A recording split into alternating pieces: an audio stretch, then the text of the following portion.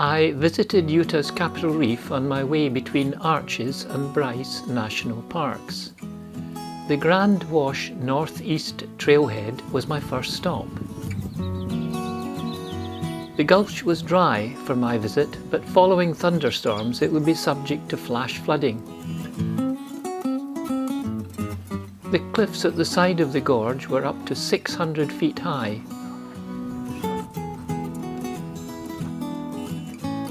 Each of the national parks I visited had varying rock formations and different forms of weathering. The holes here are known as solution cavities or honeycomb weathering. There was a wide variety of plants in bloom, which were obviously enjoying the sheltered location and still finding the moisture to flourish.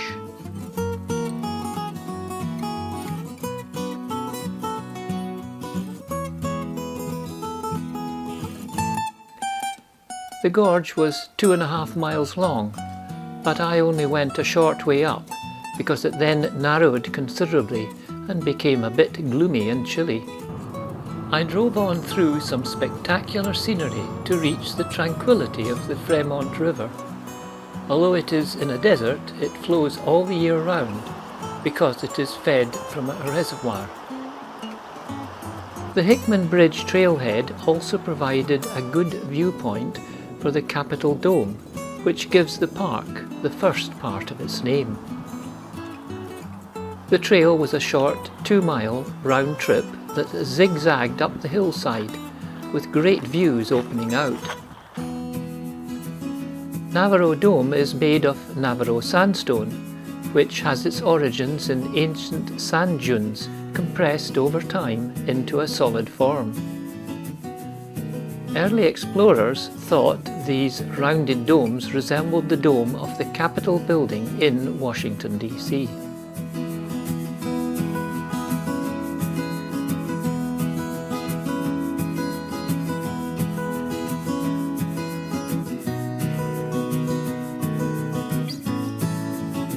Finally, the promised Hickman Bridge arch appeared.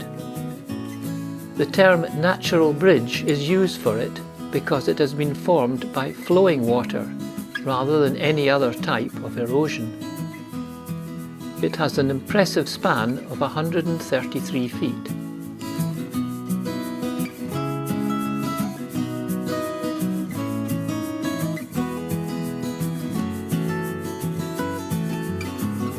It is possible to pass through the arch and follow a loop trail behind it.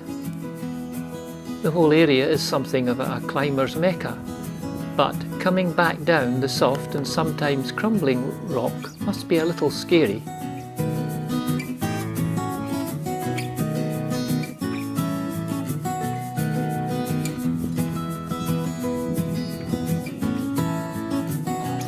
A formation called Pechtel's Pyramid is named after a Mormon bishop who was instrumental in having the area declared a national monument in 1937. These are historical orchards where summer visitors are allowed to pick the fruit. The turkeys by the roadside appeared to be wild ones. The petroglyphs on a nearby cliff were the work of early Fremont natives from 1,000 years ago. The Fruita district had buildings dated back to the Mormon farmers in the late 19th century. In Gifford House, the main attraction was definitely the delicious fruit-filled pies. Once fortified, I took the scenic drive road that ran parallel to the Waterpocket. This is a 100-mile-long monocline, which is the technical term for a step-like fold in the Earth's crust. At some points it towers up to 2,000 feet above its base, and as such it formed a major obstruction to early travellers. They likened it to a barrier reef at sea, so that is how the park came to have the second half of its Capital Reef name. There was a picnic point at the entrance to Capitol Gorge, but it was also my turning point, as the paved road ended there and I did not wish to cause damage to my hire car.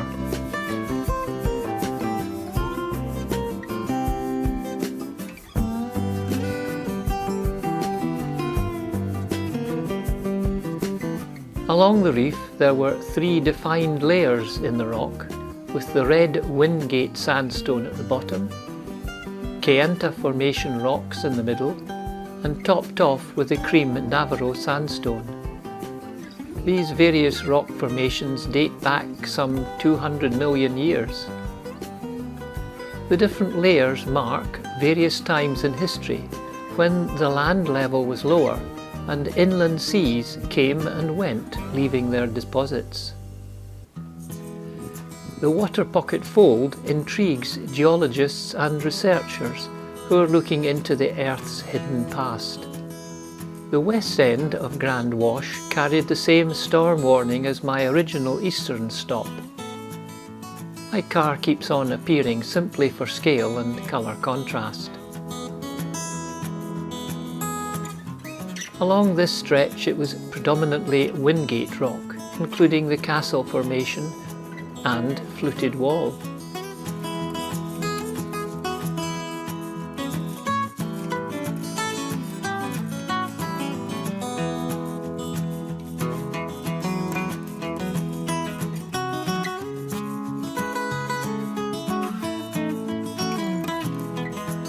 One last look at Capital Reef before heading west along scenic Byway 12, where my final stop was at the Larb Hollow Outlook with its panoramic view back to the Capital Reef and the Henry Mountains.